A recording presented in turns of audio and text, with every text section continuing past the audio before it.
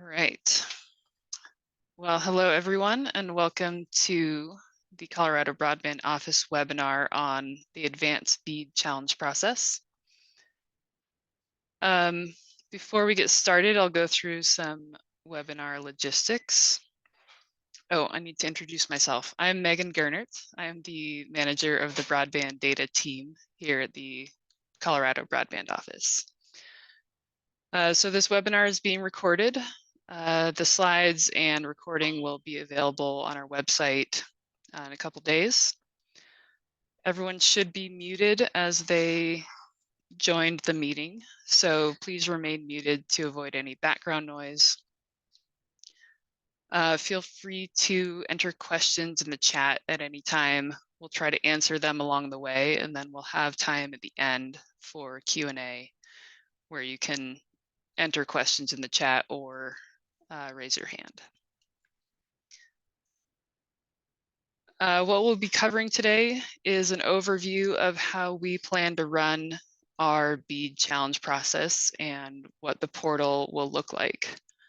So we'll go through the registration process, get a sneak peek at the portal, an overview of the challenge phases, and talk about how you can start preparing your challenges.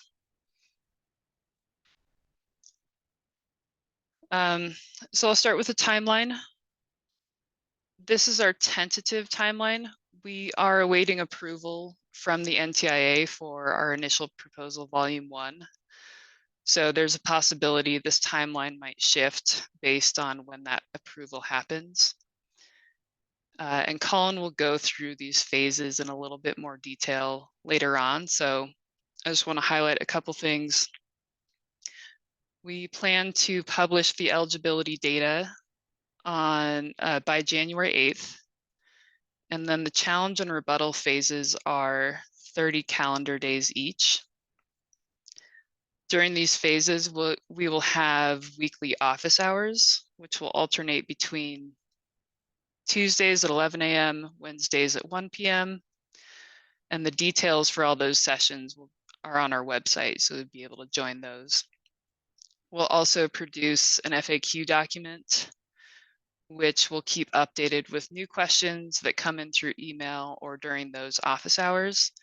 That way, if you miss any of those sessions, you can keep up to date on new information. So the registration process. First, I will talk about the CostQuest license. I'm starting with this because you'll need to complete this step before you register, because our registration form will ask you about your CostQuest license. The reason you need the license is because it allows us to share all of the data with you, and we need to make sure that you're licensed to receive it. Otherwise, we would be in breach of our license agreement with CostQuest. So it's a no-cost license for the NTIA CostQuest license. This is different from any like a tier 2 or a tier 4 license you might have through the FCC and CostQuest if you've been participating in the broadband data collection. So the NTIA license allows you to participate in the BEAD program, the BEAD challenge process, along with other reporting requirements associated with the broadband funding map and BEAD. And all of those uses are not covered under the FCC licenses, so you need to make sure to get this NTIA license. Oh, there we go.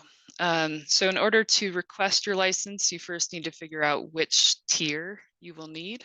And it's basically tier D is for entities that plan to participate or already participate in federal broadband programs. So if you plan to apply for BEAD funding, or if you have reporting requirements under Treasury programs, you'll need to request the Tier D license. Tier E is for entities that will just participate in the challenge process, but not actually apply for funding or receive funding. So once you have that figured out, I have a bunch of links here, which we'll share out in the slides after the webinar. And you'll use these resources to request your license. We've shared some of these in previous communications, so if you're on our listserv, you might have seen them already. This overview video is new to me, so we're sharing it out with you. It includes a lot of like common mistakes that could slow down the process, so I really recommend watching that video before you fill out that license request. And make sure to follow the guides very carefully to make sure you're not making those common mistakes and making sure the process happens quickly. If it's filled out correctly and everything's good, it should only take about 2 to 3 days to execute that license agreement.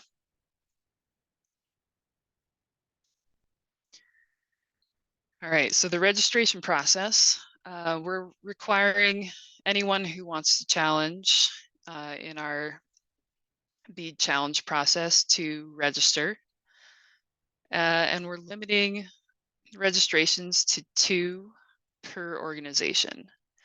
And that's just to keep things organized on our end. If you do have need of more than 2 users, you can contact us and we can discuss adding additional users. Eligible entities, the NTIA only allows local and tribal governments, nonprofit organizations, and broadband service providers to submit challenges in the challenge process. So you'll have to be a representative of one of those entities in order to register. When you fill out the form, you'll need some information about yourself. So that's just name, email, phone, some information about your organization, and that includes the name of the organization, website, which category it falls into. And then lastly, your CostQuest license information.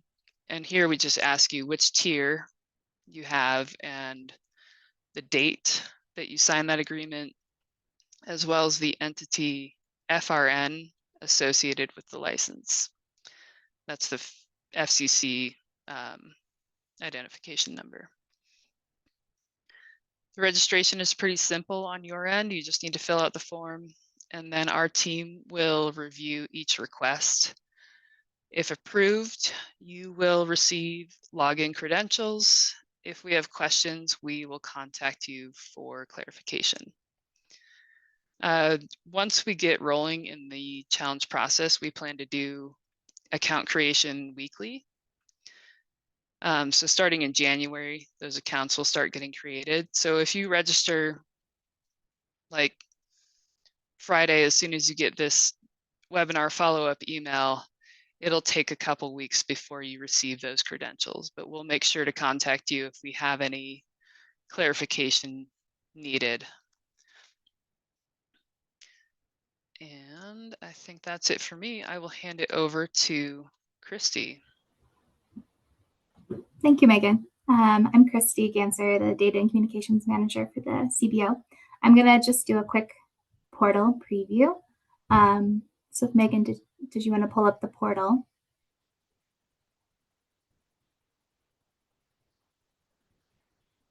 Thank you. So this is the Challenge Portal homepage. This page is going to be purely informational, and we're going to launch this on Friday, December 15th. So at the end of this week, this will become live for everybody to peruse and check out all the information inside. So if you wanted to scroll down a bit, we'll start with the overview. Thank you. The overview section just talks about the BEAD challenge process a bit. And then scrolling down a bit, we have an area for the status of where we are currently in the BEAD challenge process. So you can keep up to date. And then, directly beneath that is the timeline that Megan already shared out. And then scrolling down a bit, this registration area is where you will go to register for the BEAD challenge process. And we have our survey linked right in here, or I should say embedded directly in here, so you can just submit your portal access request right in this window, or you could, as Megan's hovering over, click on that link to open in a new window. And scrolling down a bit further, this is our resources section, which we will link the slide deck and this presentation of the webinar that we're currently recording in this space. So if you needed to go back to reference, it will be there. We also have our initial proposal volume 1 listed there. We'll have our guidance document that we're also publishing on Friday linked in there as well. And then info on how to request that CostQuest license that Megan was mentioning that's required to participate. And then if you scroll down a bit further, Megan. Thank you. This area shows the Advanced Colorado Broadband calendar that has engagement opportunities and events like the office hours she mentioned and the advanced roundtables. So that's all there for you. And then finally, I'm sure you're wondering, where do you submit your challenges in this space? At the top there, where Megan's hovering, you'll see 2 tabs. There's a challenges tab and a rebuttals tab. Both of those pages will require your login credentials that you'll request here in the coming weeks. And so they'll be locked down to the public. So basically the challenges page, that's where you'll access the Experience Builder challenge interface that we are finishing up at the moment. And that's where you will submit your challenges. And I will provide a sneak peek of that in a second. And then the rebuttals tab will also be locked down for credentials. And so basically any challenged entity can access a rebuttals dashboard that will live there. And that's where you can identify your challenges and rebut your challenges in that space as well. So yeah, if you wanted to switch back over to the slide deck, Megan. Thank you. So these are just a few screenshots of what we're finishing up building here for the challenge portal. Just note that we are still in the development and testing phase of this application. So what you see in January might look a bit different than what we're showing right now. We do plan to publish tutorial videos as well on how to navigate this app and how you can submit your challenges and whatnot before the challenge window opens. So first we have the screenshot of our interface with a sample selection. And we're going to just walk through each of the different elements of this. So Megan, if you wanted to go to the next slide. Thank you. So this is the map section here, showing a highlighted selection of BEAD eligible locations. And then if you notice in the upper left-hand corner there, we have a selection tool so you can select multiple points for submission of a bulk challenge. Next slide. Thank you. And our survey is embedded directly into this experience. So you can submit challenges right here. You don't have to go to a new window or anything.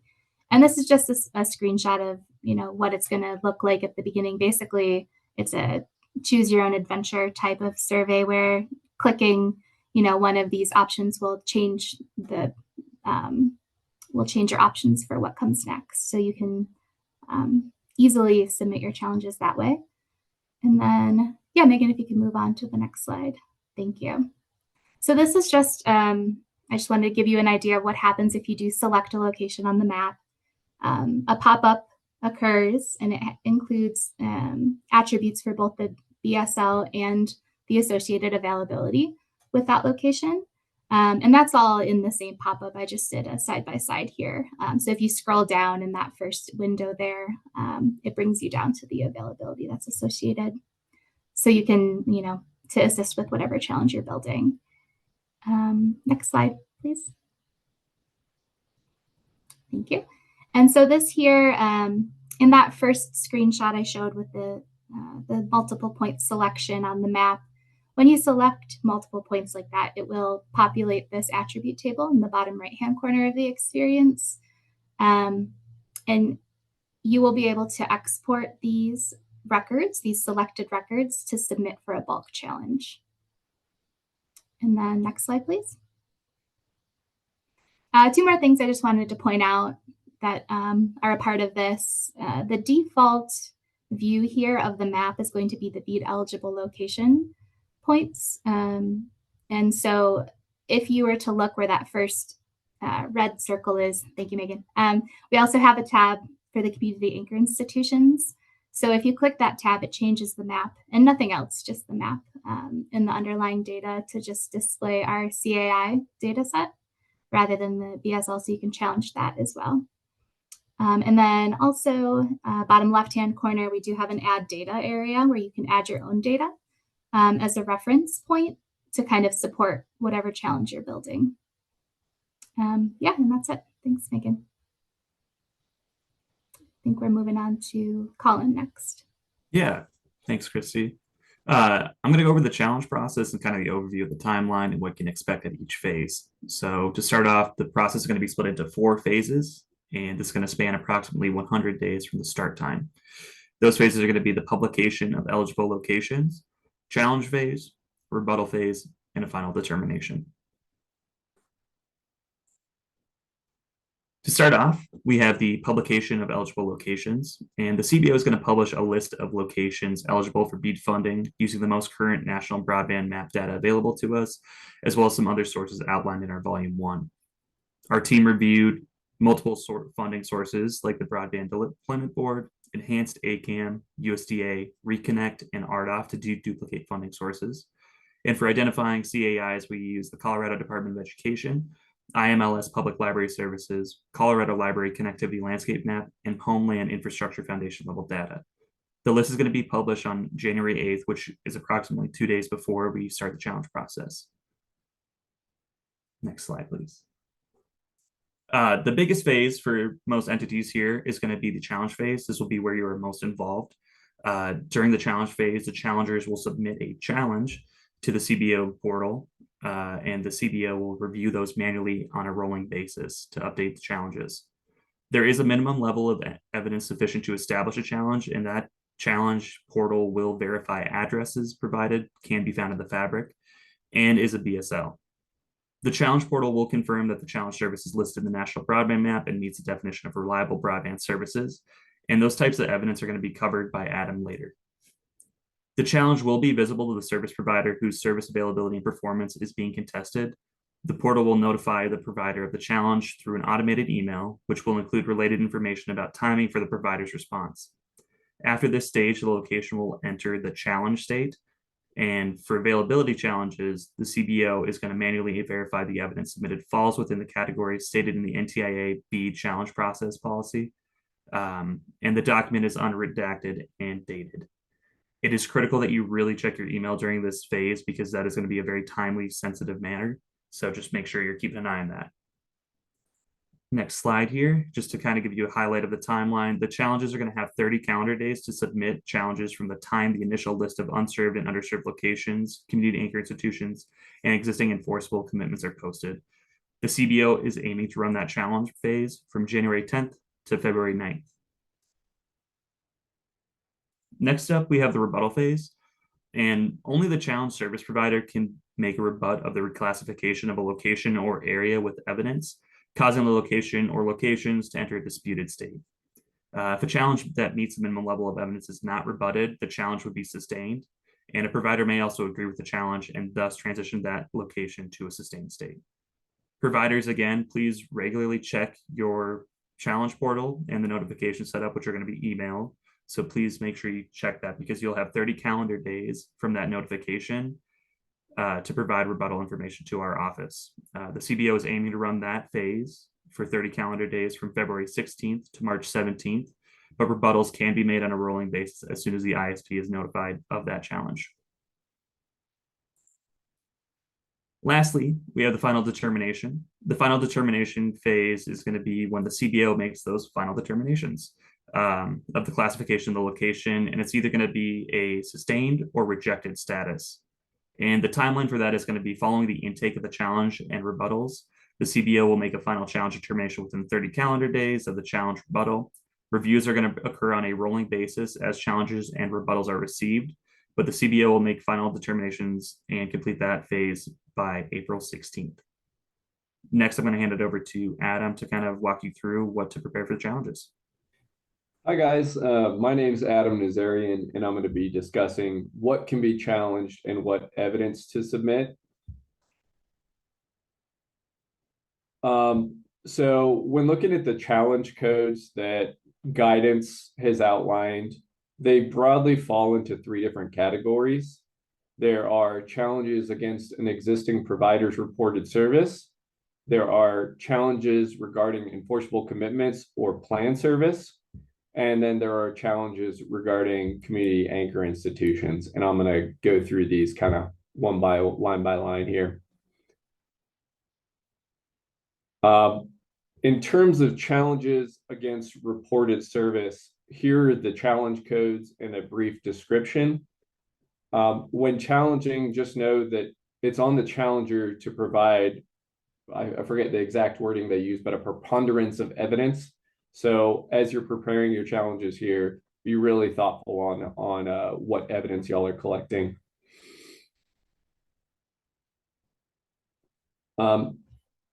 Code A here is going to be an availability challenge. And what that is basically saying is a provider has said at the specific location, we provide a certain speed tier of service with a certain technology. If a challenger wants to challenge that availability isn't actually there, you can use specific examples of evidence, which would be like a screenshot from the provider webpage saying we don't actually serve this location. If you have actual evidence that a service request was refused within the last half year, 6 months, if you know the boots on the ground infrastructure, let's say a comms line dead ends on a pole, and you know it doesn't go to an underground riser, and there's no way it's getting into the neighborhood, the lack of suitable infrastructure would be evidence. A letter within the last year showing that either a request was denied within 10 business days, or they requested additional funding to extend the network beyond a standard service fee. And in terms of evidence that the providers can provide to rebut the challenge, it would be showing that the location actually does subscribe with a bill, showing that the screenshot taken from the website was just an error, that, you know, the address that was entered was wrong, and actually within the website you actually do serve it, or an offer letter sent to the location showing that it's a standard installation.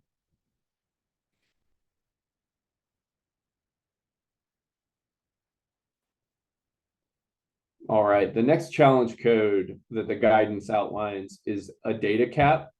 And what we're looking for here is evidence that a service plan imposes a monthly data cap below 600 gigabytes. Examples of evidence that you could provide would be a screenshot of the provider webpage saying that there's a data cap on the plan, or a service description provided to a consumer. And if you're an ISP, you can provide terms of service showing that you don't put a 600 gigabyte or less, or no, I'm sorry, less than 600 gigabyte data cap on the service. The next code that can be challenged is a transmission technology code, which is, you know, licensed fixed wireless, licensed by rule fixed wireless, DSL, cable, or fiber. If you have evidence that the service being provided doesn't fall into the category that the provider reported, you can provide evidence showing that. And then as a provider, you have to provide a rebuttal to that technology code. The last of the more simple kind of availability service challenge codes that you can use is B, which is business service only. And that's basically saying, I know that this place on the map is a residence. And I know that the ISP providing that service is a commercial provider. They're not going to go to that resident living in that house and provide them residential service. So any evidence that you have of that, you can provide as a challenge, and the providers can rebut that by saying, no, we actually do offer residential service here. Getting into kind of the more onerous challenge codes, we have a speed challenge code. And what this is you document the service tier of the resident. Let's say they subscribe to gig symmetrical service in theory, but we have 3 different speed tests on 3 different days and various other supporting documentation that I'll get into later, showing that the speeds that they're receiving are not actually up to snuff. You can package all that information together and challenge the locations that you collect that data on. This is for speed, but latency is very similar on the next page here. If you have speed tests, is there a cheat sheet? Oh, there'll be a drop down menu, and I believe guidance and our volume 1 and various other places will have these challenge codes. We can get you some information, Shaq, on all these challenge codes. I know it's a lot to process right now. But getting into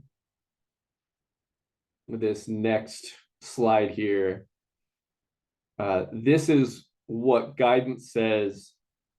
If you are a state that has opted into the optional speed test module, these are the requirements that you have to hit on speed test data.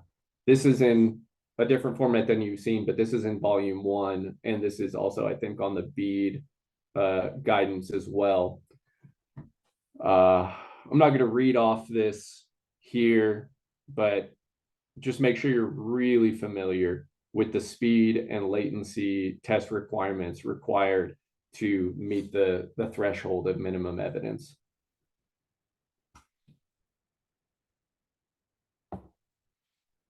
Okay, so we've gotten through all of the challenge codes that relate to a service provider says that they can provide X, Y, or Z service at a location. Now we're into challenge codes where I think this is going to be largely providers will discuss either having an enforceable commitment, which would be funding that we know of. I think we have nearly all of the funding streams accounted for, but if you're in a weird, obscure program with the municipality, or maybe we missed some obscure federal funding scheme that we didn't know about, you would submit challenge code E here, saying that we are deploying broadband at 120 low latency to this location and provide evidence for that. Code P here is I'm a provider who is building out either a grant below 120 and low latency, or I'm just a provider that's building out planned service. I have all my permits in place, construction is underway, and construction will be done before June 30th, 2024. You can submit a challenge code P, which is planned service. And then the last challenge that providers can submit is a code N. And what this is we've received federal funding for a block. The federal government has given us a polygon outlining the entire location that we are supposed to be servicing. but the federal program doesn't actually require us to build out to every single location in that polygon. You can submit a challenge code N, which says, you know, with this pot of money, we are not actually building out to this location. Could you remove it from the funded layer and make it eligible for BEAD money? And so for the evidence that we're going to need on these 3 different challenge codes, for enforceable commitments that we don't have on the map and planned service challenges, if you're successful providing good evidence, you will be required to sign an affidavit with the state, just saying that we're 100% going to build this out. For enforceable commitments, you can provide an authorization letter or show us what funding stream it's from. Just provide evidence, strong evidence that you have an enforceable commitment that we don't know about. For planned service, we are going to need construction contracts. We're going to need to see permits that if you're going to build on poles, you have all your permits ready to go. If you're going underground, you have all your permits in place. And we'll need evidence to show that the deployment date will be on or before June 30th, 2024. And for challenge type N, not a part of an enforceable commitment, we'll need a declaration by the service provider that they are not actually building out that location. Moving on to the last kind of group of challenge codes here. There's code C, which is, hey guys, in the federal fabric, there's something listed as a residence or a business, but it actually should be a community anchor institution. For code R, you'll be looking at our list of community anchor institutions that we've defined and say, hey, this is either not in operation or it's actually a residence or a business. For code G, qualifying broadband not available, you'll need to provide evidence that you can't get gigabit symmetrical, a gigabit symmetrical plan for the community anchor institution. And for code Q, I guess this would be kind of an ISP that's providing service to a school or a community anchor institution. You could provide evidence showing that it does actually have qualifying broadband. Moving on to the evidence here. If you're challenging that something is a community anchor institution, you can go to our volume 1 once it's completely approved and finalized and look at the definitions. Really, it's just the standard NTIA language, but we have added correctional facilities as a CAI. The same goes in reverse. It'll be the NTIA's definition plus correctional facilities. For challenge code G, that you can't get gig symmetrical service, you will have to show that you've attempted to acquire it from the local ISP, but you have been unsuccessful. And then for code Q, you have to provide evidence that you are actually able to acquire symmetrical gigabit service. All right, and that kind of concludes all the challenge codes. All right, thank you, Adam. So just a few reminders of what's next, and then we'll get into the Q&A. We'll send out an email, a follow-up email to everyone on this webinar on Friday with slides, recording, the link to the portal, everything you're seeing here. And it'll just be that, as Christy mentioned, the informational page of the portal. You won't be able to play around with the map yet. That'll happen in January. Action items you can start now are the CostQuest license, starting to prepare data.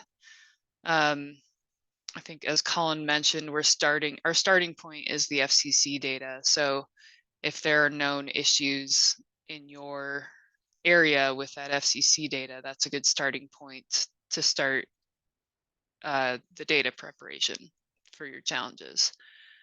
And then check out volume 1 and our guidance document when we release that Friday, so that you can become familiar with the process.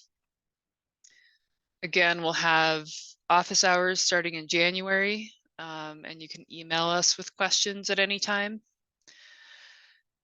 And now I think we can jump into Q&A. Feel free to put questions in the chat or raise your hand, and we'll call on you to ask questions. We'll keep a record of all of this, and that'll be the start of our FAQ document. I'm going to stop sharing my screen.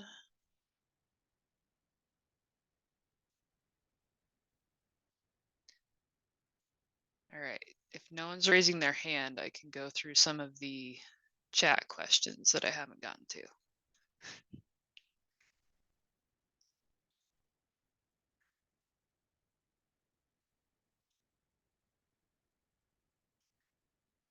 So there's a, oh, I'll let Nathan go.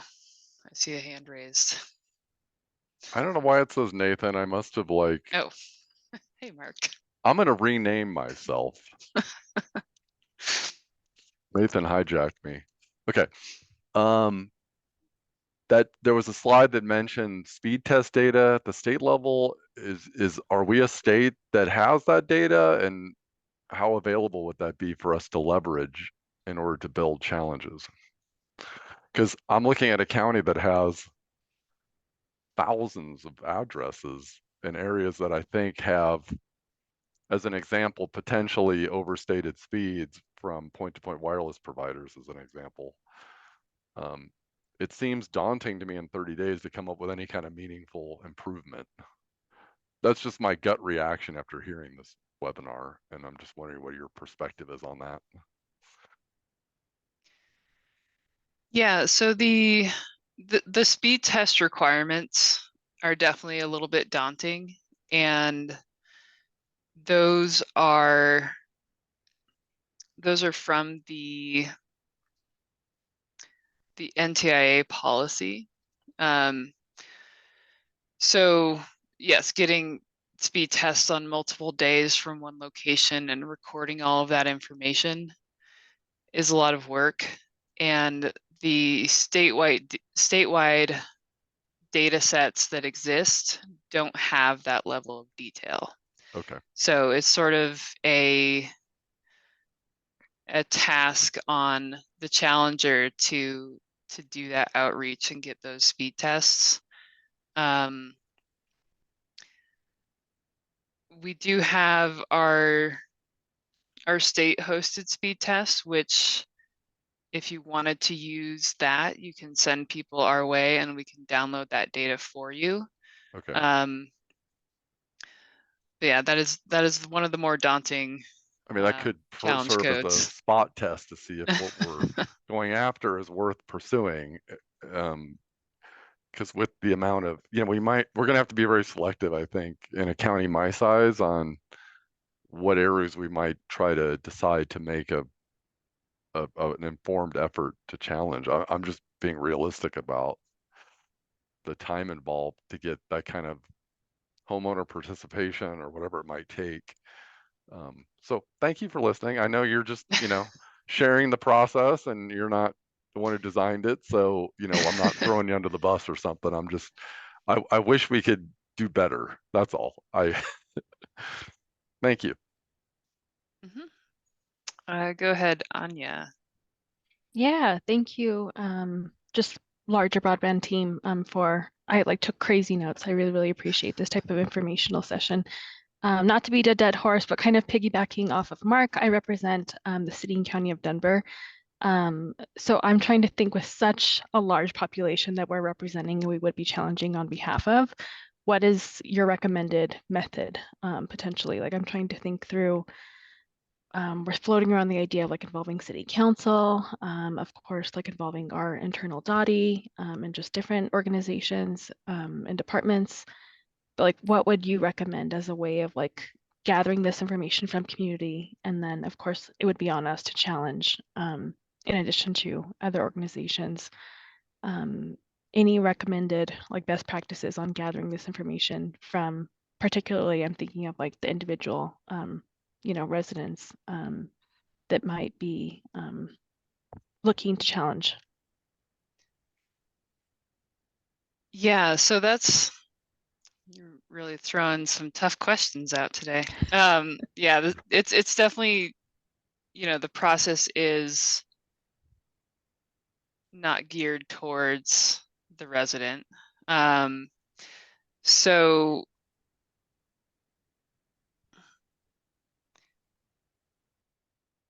I guess the best practice is like you need to do the outreach and put in the work. The tough part of that is the timeline and the,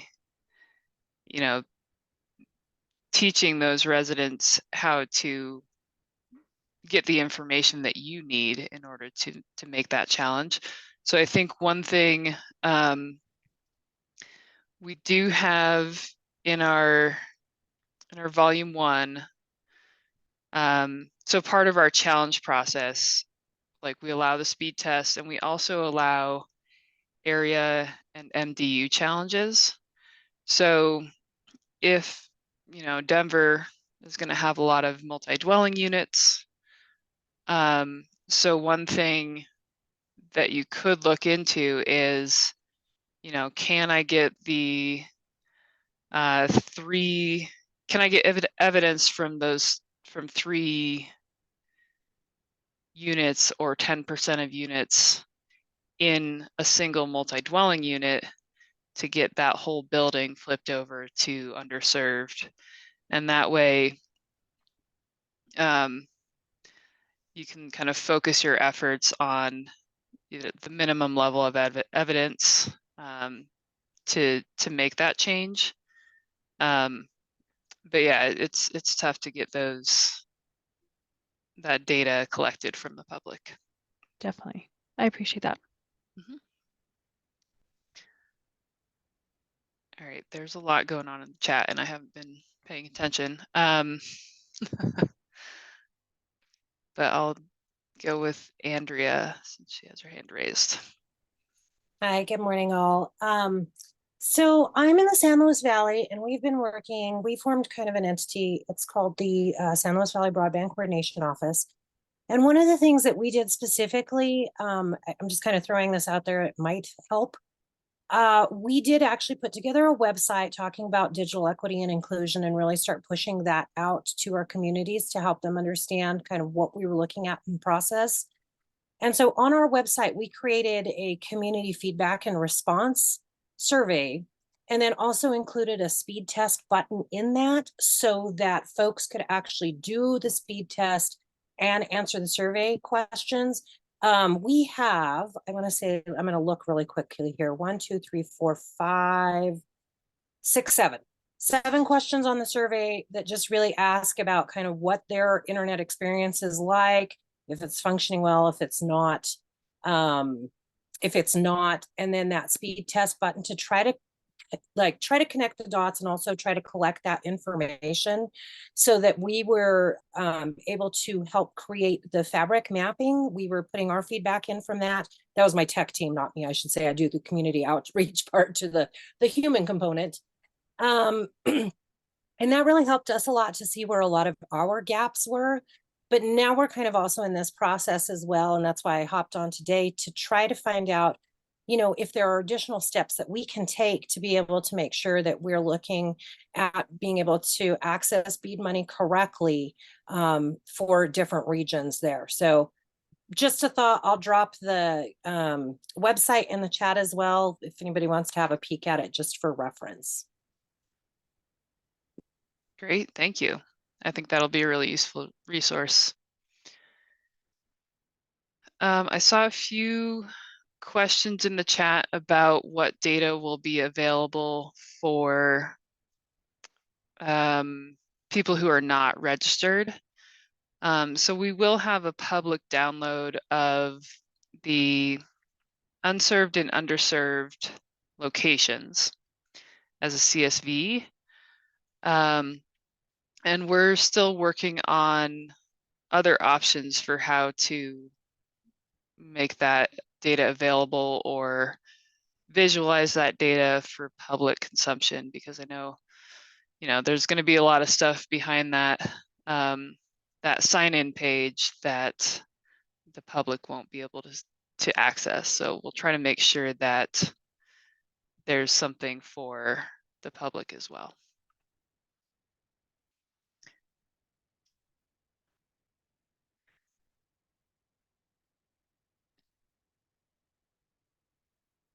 All right, Jamie Boyle. Hi, I represent Gilpin County. One of our common issues here is frequent outages because of extreme weather and conditions up here and outdated forms of broadband that can't keep up with capacity. So as you know, it's not possible to do a speed test when there's no connectivity. Is there any way that we can get that data recorded? Because if someone has, 5 days of outages in 3 or 4 months, I think that's pretty significant and would overall impact that average. But there's no way that we can seemingly tell that story.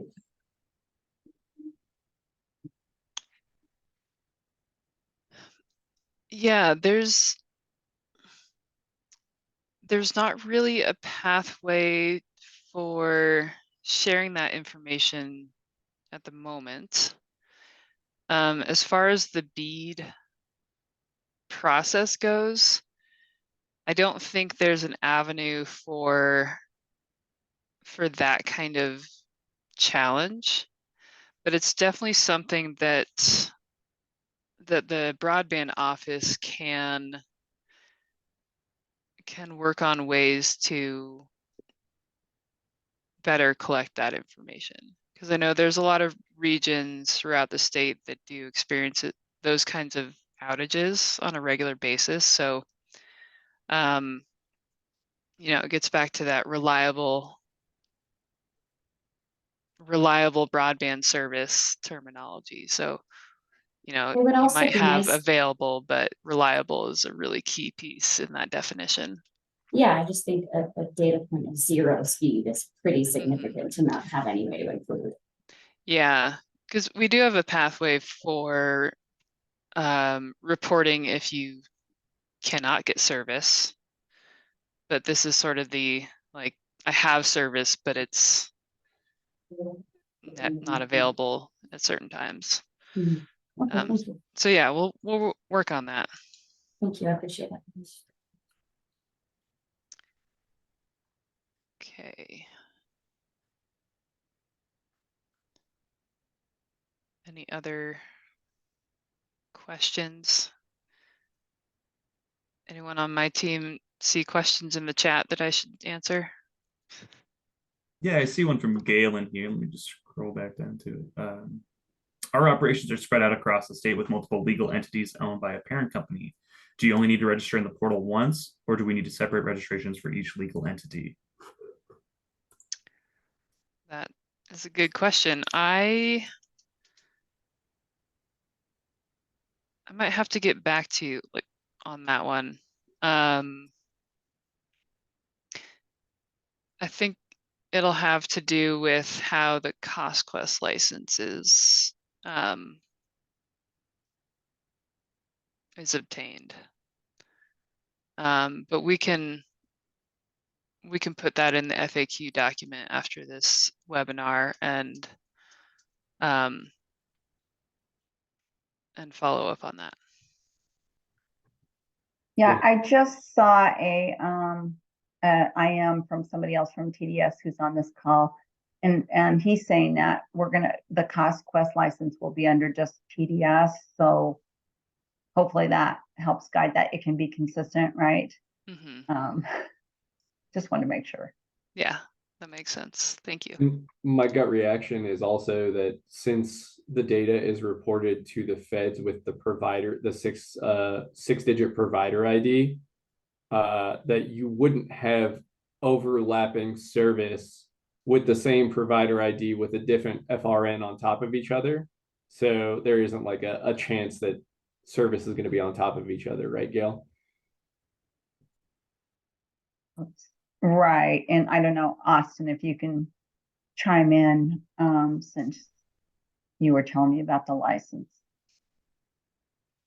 Sure, yeah. So our license should be under the parent company, the TDS Inc., and so it should cover both our CLEC and ILEC operations. So Mhm. everything should be under that FRN. Yeah, that makes sense. All right, we'll go back to Mark. Do you get a second try? Yeah. I Well, know the first state... time you were Nathan, so now you're Mark. I'm back.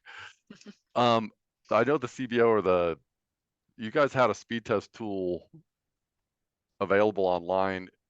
I'm not sure there's any way to leverage that. I'm assuming the data collection is maybe a little bit timing on having people. We used to have our own speed test tool and we started pointing people to yours. Mhm. But I don't know how we can partner on leveraging that, or even if the questions there or the ability to collect the information we need is in that platform. I think if you're requiring people to upload potential proof of service or other things, maybe that tool isn't really useful, but I'm just getting your perspective on whether that is something that we could leverage. Yeah, it's definitely something that you can leverage. And we could talk more about how you get the additional data that you need, because maybe it's a survey you put together and you tell them, take your speed tests over here at the Colorado test site and then come back here and upload your other information. So we could definitely work out a way that you can leverage our speed tests, and we can export that data for you. Okay. On certain intervals. Got it. Okay, thanks.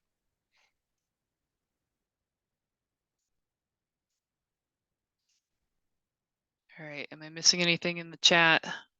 Are there any other people who want to raise their hands?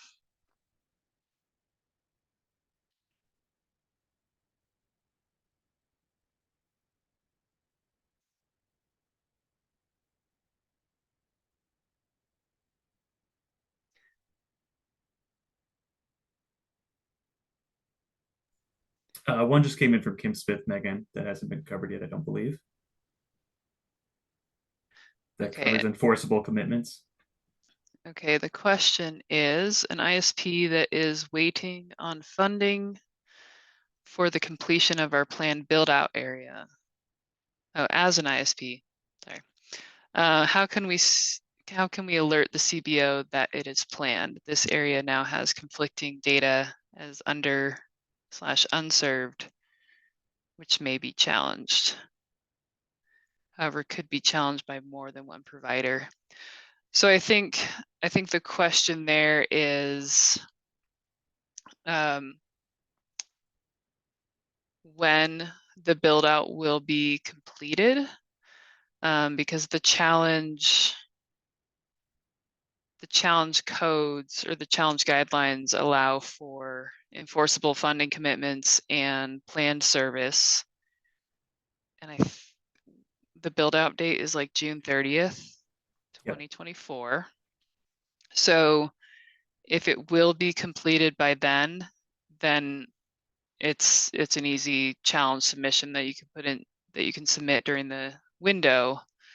If it's not going to be completed by then, it's tough to fit into this process.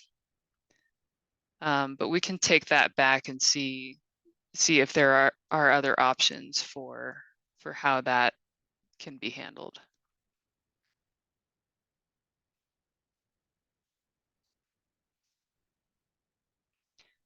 All right, so we're coming up on the end of the hour. Any last minute questions before we sign off? Going once. All right. Well, thank you everyone for attending the webinar. We'll have this recording available to you by the end of the week, and happy challenging, I guess. All right. Thanks, everyone.